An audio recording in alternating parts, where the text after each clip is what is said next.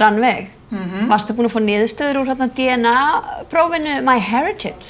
Já, einmitt, alveg rétt. Já, ég var búin að fá. Já. Hvað kom í ljós?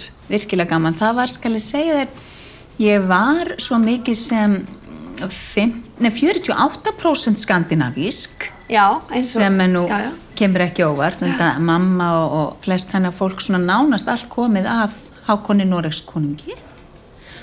Og svo var, skal ég segja þér, var ég 52% írsk. Já, eins og ég. Komin af írskum þrælum ambóttum.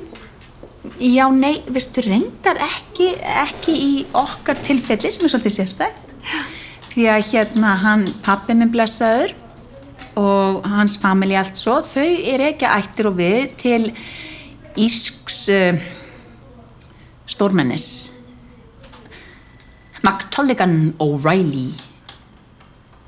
Hann var geysilega sterkur maður og barðist fyrir réttlæti. Hugsaðu, þeir réðust einu sinni á hann 14, einhver vígamenni, og þeir voru með gaddakylfur og saxir og lásboga, og hann bara lagði þá alla velli í nafni réttlætis. Elsku maðurinn, hann hafði hann breytt bak, bara rétt eins og hann pabbi.